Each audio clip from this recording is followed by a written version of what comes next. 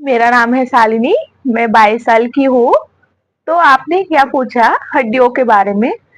हड्डियों के बारे में मुझे ज़्यादा कुछ पता नहीं है, बट हाँ, दिल के बारे में पता है, दिमाग के बारे में पता है, किडनी, लीवर जो भी है वो शरीर में ज़्यादा इम्पोर्टेंट है। हड्डियों का तो पता नहीं है, जब टूटेगा ही तो देखेंगे, डॉक्टर के पास जाएँगे तो पता चल जाएगा।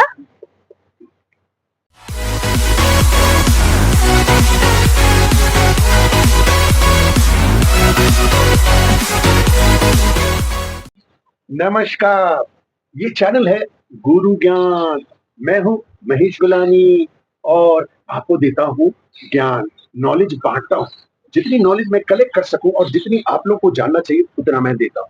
अब आज मैं बात करूंगा बॉडी में सबसे इंपॉर्टेंट क्या होता है। जैसे इस लड़की ने बताया कि इसको खाली दिल मालूम था, हार्ट और ब्रेन मालूम था, बाकी कुछ नहीं मालूम। सुना था थोड़ा किडनी लंग्स के बारे में, आमतौर पे इतना ही नॉलेज होता है। तो बात यह है कि आप जब बोन्स के बारे में ज्यादा नॉलेज ना होने की वजह मैं वो आपको दे रहा हूँ। बोन्स हमारे शरीर में 10 से 12 किलो वजन के होते हैं। हाँ, और ये मेन और वुमेन में डिफरेंट होते हैं। तो किसी का 11 होता है, किसी का 10 होता है, किसी का 12 होता है, बट 12 से ज्यादा करके देखा गया ऊपर में नहीं होता। अब जब बच्चा पैदा होता है ना, तो हमारे उनके अंदर में 270 बोन्स होते हैं। जी हाँ, आपने सही सुना, 270 बोन्स। और वो बन जाते हैं 206 by the time you become an adult, जब आप बड़े हो जाते हैं। वो कैसे होता है? क्योंकि कुछ मर्ज हो जाते हैं, बोन्स बन जाते हैं, एक लंबा सा बन जाता है। अब बोन्स तो कई तरीके के हैं। द बिगेस्ट बोन जो होता है, जो सबसे बड़ा है, वो फेमर बोन, जिसको थाई में जो होता है, थाई, वो सबसे बड़ा होता है। और सबसे छोटा बोन जो होता है वो कान के अंदर में इतना छोटा सा, बहुत छोटा सा है। तो ये आपके नॉलेज के लिए है।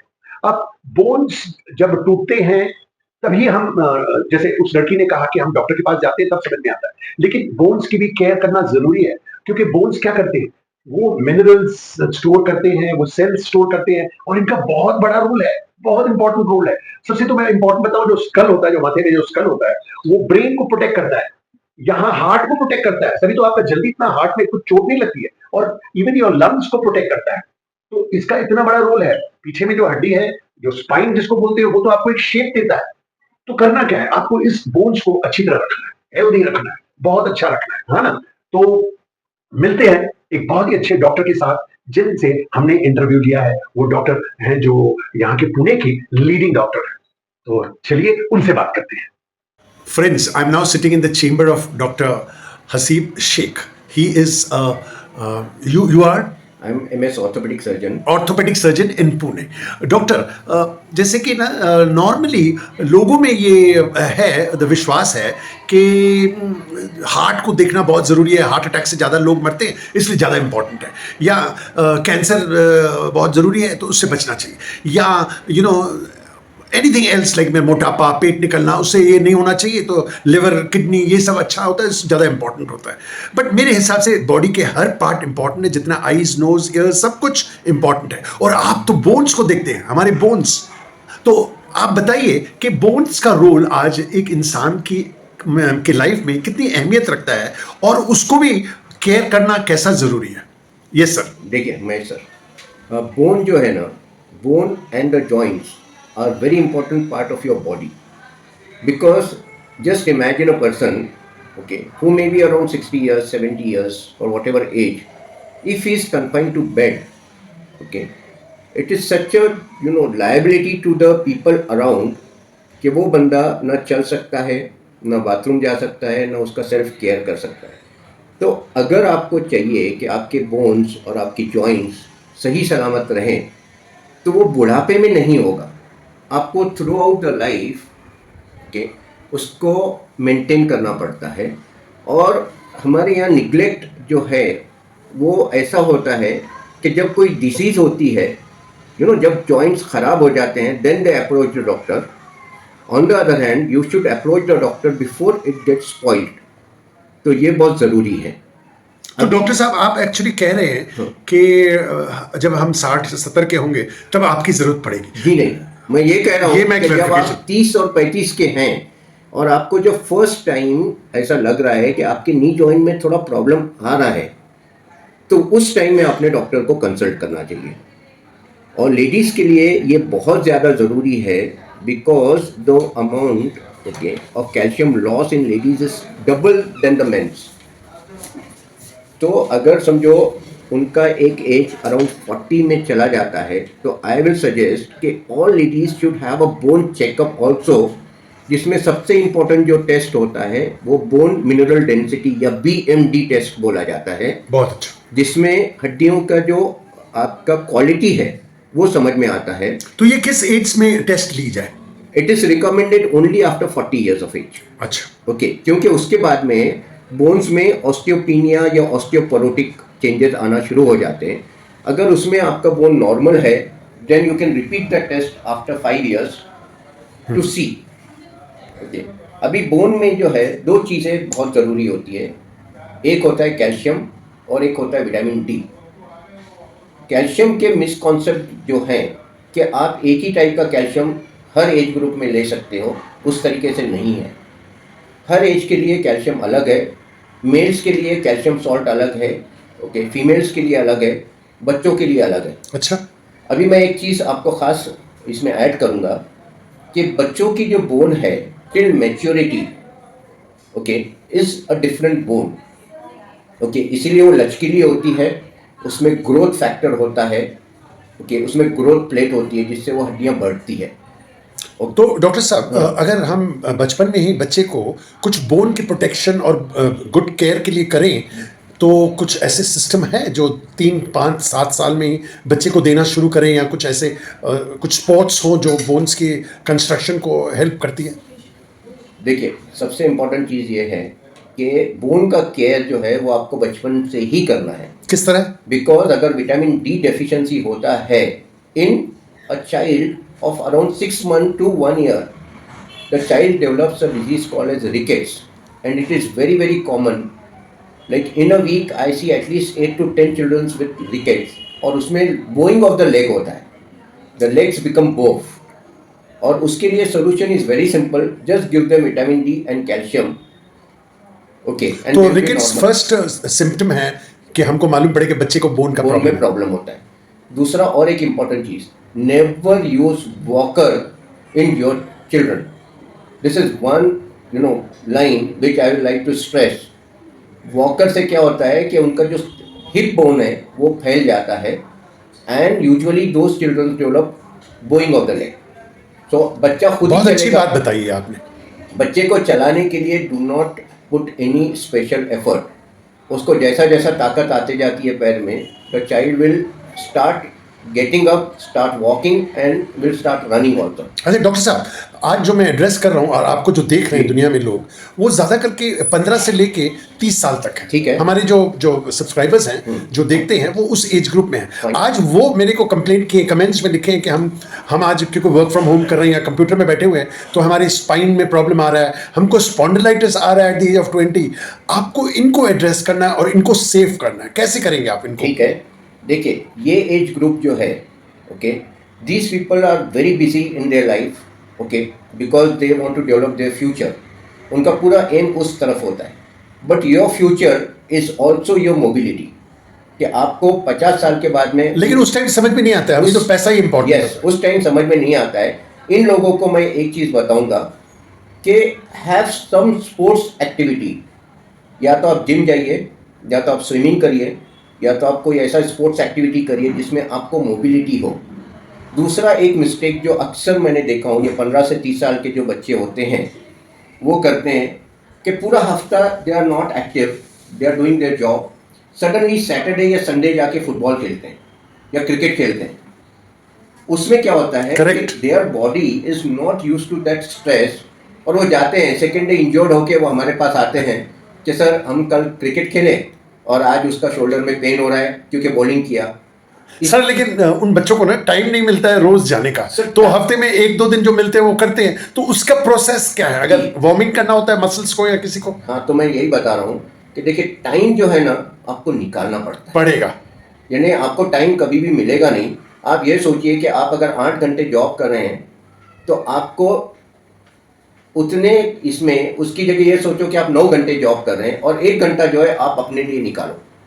Most of the companies have gym in them, oh lovely. मैं ये आप लोगों को व्यूअर्स दिखाना चाह रहा हूँ कि ये जो इन्होंने जीते हैं यहाँ जितने भी ये मेडल्स और कप्स और ये सब, ये क्योंकि सर डॉक्टर साहब खुद एक स्पोर्ट्स पर्सन है। बोन्स का तो देखते हैं, तो ये खुद भी मॉडल करते हैं कि स्पोर्ट्स कितनी ज़रूरी है।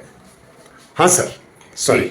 तो इसमें मैं ये बोलूँगा कि most of the people have let night jobs, okay, वो हेल्थ पे बहुत बुरा असर करती है, ओके। तो उसमें ठीक है, आप जॉब चेंज नहीं कर सकते विद द प्रेजेंट सिनेरियो, लेकिन आपको कोई ना कोई ऐसी एक्टिविटी या कोई ना कोई फिजिकल स्ट्रेस आपको करना है, physical stress not mental stress. Sir ये जो हम मोबाइल में देखते रहते हैं नीचे में, तो मैंने ये देखा है कि 20 साल के लड़के लड़कियों को कुछ गले का भी असर हो रहा है, यानी कि वो ऊपर आसमान को नहीं देख रहे हैं आज के ज़माने के बच्चे। हमने तो बड़े हुए, हम क्योंकि उस उम्र में आ गए कि हमने गुड्डी उड़ाई और ये सब किया और आसमान में देखा। इनको ये नहीं मालूम होता है कि कैसी बर्ड्स उड़ रही हैं क्योंकि वो ऊपर देख ही नहीं रही। इसके उपाय आप बताइए सर। मैं आप लोगों को इतना ही बोलूँगा कि you don't have time, okay. बिल्कुल टाइम नहीं है। जी हाँ, लेकिन अगर आप सैटरडे संडे कहीं भी जाते हो, you go for an outing, सबसे पहली सजेशन ये है कि आप मोबाइल साइड में रख लो। फोटोग्राफी से ज़्यादा इम्पोर्टेंट है कि आप नेचर के साथ में टाइम गुजारिए। यानी अक्सर मैं देखता हूँ कि कहीं घूमने भी जाते हैं तो they are so busy in taking pictures for the Facebook and other thing कि वो वेव्स को एंजॉय नहीं करते हैं। तो वहाँ जब आप जा रहे हो तो आप मोबाइल से ज़्यादा नेचर के साथ में रहिए, that is first thing. Second, कुछ ऐसी एक्सरसाइज करो जो आप 10 मिनट में घर पे कर सकते हो, ओके। और सबसे सिंपल एक्सरसाइजेज जो मैं सजेस्ट करूँगा ये व्यूअर्स को, एक तो पुशअप, अच्छा, ओके, एक होती है पुलअप, ओके, और एक स्क्वाट जो हम लोग दंड बैठक बोलते थे पहले ज़माने में, ओके। तो ये 3 अगर एक्सरसाइज कोई बच्चा करता है at this age, and they can very easily do it, because इस एज में आपको एफर्ट नहीं लगता है तीनों चीज़ों के लिए। बट सबसे इम्पॉर्टेंट चीज़ क्या, it has to be a consistent exercise. ये नहीं कि आज किया, कल थोड़ा बॉडी में पेन हो रहा है तो कल आप नहीं कर रहे हो, फिर परसों कर रहे हैं। ठीक है सर, आपने ये बता दिया, जिसको समझना है वो समझ जाए, वरना जिसको नहीं समझना है तो फिर डॉक्टर्स के पास आपको आना ही पड़ेगा। लेकिन मैं ये आपसे पूछ रहा हूँ, कोई ये जो यंग जो क्राउड है उनको कुछ ऐसा खान पान करना चाहिए जिससे बोन्स को थोड़ा मतलब जल्दी अफेक्टेड ना हो जाए या स्टिफ ना हो जाए? जी बिल्कुल। सबसे इम्पोर्टेंट चीज़ आज जो या ईजी चीज़ हो गई है कि आपको इंटरनेट पे हर तरह के डाइट के इंफॉर्मेशन है। अच्छा, ओके। तो उस चीज़ में आपको जो आप रेगुलर खाते हो उसमें आप देखिए कि कैल्शियम किस चीज़ में ज़्यादा है, और विटामिन डी जो है आपको धूप के अलावा कहीं भी नहीं मिलने वाला है। तो आपको एक पर्टिकुलर टाइम जो है आपको बाहर ग्राउंड में निकल के या तो वॉक करिए या तो कोई एक्सरसाइज करिए। अच्छी धूप किस वक्त मिलती है जो अच्छी धूप जो है, मैं रिकमेंड ये करूंगा कि अर्ली मॉर्निंग जो सनराइज, उससे लोग क्यों डरते हैं, टैन हो जाएंगे, काले हो जाएंगे? अर्ली मॉर्निंग की धूप से नहीं होगा। इट इज द आफ्टरनून धूप जिसमें अल्ट्रावायलेट रेज ज्यादा होती है या इंफ्रारेड होती है, जो गर्म वेव्स होती है, उसकी वजह से टैनिंग होता है, ओके। तो आफ्टरनून छोड़ के बाकी morning evening? Morning evening best होता है। मॉर्निंग तो सबसे अच्छा है, because you get good oxygen level in the air, as well as एकदम जो धूप होती है वो ठंडी होती है, उसमें ज़्यादा गर्मी नहीं होती, and you get enough of vitamin D through this source. अच्छा, अगर हम ये एड्रेस कीजिए, जब मैं स्पोर्ट्स खेल रहा हूँ या घर में हूँ, जंप मारा या कुछ किया और ऐसे बहुत दर्द हो रहा है, और हम उस इमरजेंसी में before coming to a doctor हम क्या ऐसे घर में कुछ कर सकते हैं जो पुराने ज़माने में तेल मस्टर्ड ऑयल लेके रब करो, ये आजकल शायद आप लोग नहीं रेकमेंड करते हो क्योंकि आप बोलते हो ये तुमने और भी ख़राब कर दिया। तो क्या ये सच है, और क्या करना चाहिए in the event of such small incidents which bring a youngster to you? I'll tell you one thing, a golden rule. If you have an injury, okay, first 24 hours you are supposed to do only icing. अच्छा, very good. और icing जो है वो every 2 hourly आप करोगे। अच्छा, उससे क्या होता है? मोच आ गया, यही बता दूं मैं, अगर आपको मोच आ गया पैर में चलते चलते या कहीं ट्रैकिंग को गए एंड आपको अचानक मोच आ गया, बहुत अच्छा, आप आइस लीजिए, put it in a plastic bag और उसको आइसिंग करिए। अच्छा, ओके। आइसिंग से क्या होता है कि जब भी इंजरी होती है तो along with the muscle, okay, the blood vessels and veins also get damage, और उसमें इंटरनल ब्लीडिंग होता है, okay, which is the micro bleeding. लेकिन वो जो ब्लीडिंग है ना, जब आइस लगाते हैं तो वेसल्स गो इन कंस्ट्रिक्शन, वाजो कंस्ट्रिक्शन, तो आपका ब्लीडिंग बंद हो जाता है, स्वेलिंग नहीं आता है, okay, and you will get the relief. हाँ, 24 आवर्स के बाद। अच्छा, कैसे मालूम पड़े कि मेरी बोन इंजरी हुई है, या हम जो घर का इलाज करना चाहते हैं, हम आपके पास आना नहीं चाहते हैं जी। क्योंकि कुछ खर्च हो जाएगा, जी। 1000-2000 डॉक्टर ले लेगा, तो हम अवॉइड करते हैं और घर में करते हैं। तो कैसे मालूम पड़े कि मेरे बोन में हेयरलाइन या कुछ फ्रैक्चर हुआ है, या ये घर के इलाज से भी हो जाएगा? वो कैसे डिफरेंस होता है? सबसे पहला डिफरेंशियिंग पॉइंट जो होता है, एक तो if you are able to stand on that joint without pain? With little pain, अच्छा, but you are able to stand, जैसा नॉर्मली आप खड़े हो सकते हैं, that means there is less chances of a fracture. अच्छा, वेरी गुड, ठीक okay. है। दूसरी बात, अगर आपको उस एरिया में ब्लैक एंड ब्लू स्पॉट्स दिख रहे हैं, then do not wait at home. अच्छा, that is called ecchymosis in medical term. Okay, यानी कि इमरजेंसी। हाँ, उसमें स्किन के ऊपर जो है ना, आपको blue and black area of blood clots दिखेंगे, that is the sign of fracture. Sir, तीसरी बात, जो स्वेलिंग है होती है कभी या नहीं भी होती है, वो क्या होता है, क्या बताता है हमको? Swelling is because of the fluid which gets collected after a damage। अच्छा, वो नेचुरल प्रोसेस, वो नेचुरल प्रोसेस है। ओके, स्वेलिंग अगर मॉडरेट या कम है तो the damage is less, swelling अगर ज्यादा है, ओके, तो इंजरी इज मोर। अगर आपको ज्यादा स्वेलिंग दिख रही है, it is better to consult a doctor. अगर थोड़ा नॉमिनल स्वेलिंग है, ओके, तो it's a low intensity energy यानी इंजरी, तो उसमें आप थोड़ा सा वेट कर सकते हैं। सबसे इम्पॉर्टेंट चीज़, 2 दिन में अगर आपका ये तकलीफ 90% से कम नहीं होता है, then do not wait for the 3rd day. That means their internal injury, या तो कोई फ्रैक्चर होगा या कुछ ना कुछ उसमें डैमेज हुआ है। 2 दिन में अगर फर्क होना है, मोच भी आई है, 2 दिन में आपको रिलीफ मिलना ही चाहिए। ओके डॉक्टर साहब, आपकी लास्ट मैसेज क्या होगी ताकि आपके पास आना ना हो? बिल्कुल। ओके, हम लोग खुद नहीं चाहते हैं कि for small things the people should rush to doctors, and as far as possible avoid pain killers. अच्छा, जी हाँ, पेन किलर जो है इज नॉट द ट्रीटमेंट। वो आपको रिलीफ है, टेम्पररी। पेन का एहसास नहीं होने देती। पेन रहता है, उसका कॉज वहीं रहता है। ये जो है अपने माइंड को, यानी वो पेन का एहसास नहीं होने देती है। तो जब तक के उसका इफेक्ट है, बट सर, पेन बहुत हो रहा है और मुझे नहीं चाहिए। हाँ, तो वही मैं बता रहा हूँ, जब तक के उसका इफेक्ट है, जब तक कि आपको रिलीफ मिलेगा, again the pain will come back. If the pain is unbearable, see the word is unbearable, आप बेयर नहीं कर सक रहे हो, it is too much, then definitely you have to go for a painkiller. Okay, तो painkiller में भी जो है ना, paracetamol tablets are one of the best. Okay, जो कि which is less harmful, side effects कम है। साइड इफेक्ट्स कम होते हैं। Okay, if you take a combination of paracetamol and ibuprofen, okay, that also helps, क्योंकि वो दोनों का डोज हाफ कर देती है। It's a combination drug. Okay, heavy medicine, okay, two only few doses is absolutely harmless. तो भाइयों बहनों, जो आप देख रहे हो, अब जरूरी नहीं है कि आप लोग यही करो। जैसे डॉक्टर ने बताया, it depends sometimes on your injury, it depends on the damage that you have done. तो खुद घर में डॉक्टर मत बनिएगा, लेकिन इन्होंने एक तरह से आइडिया दी है कि अगर थोड़ा बहुत हुआ है तो ये सब आप कर सकते हो। क्या मैं सही बोल रहा हूँ? डेफिनेटली। तो डॉक्टर साहब, बहुत अच्छा लगा, और हम देखेंगे कि कितनी डिमांड हुई, और कुछ क्वेश्चंस अगर और आए तो आपके पास हम फिर आएंगे आपसे इंटरव्यू लेने। आप क्या ये समय फिर दे सकते हो?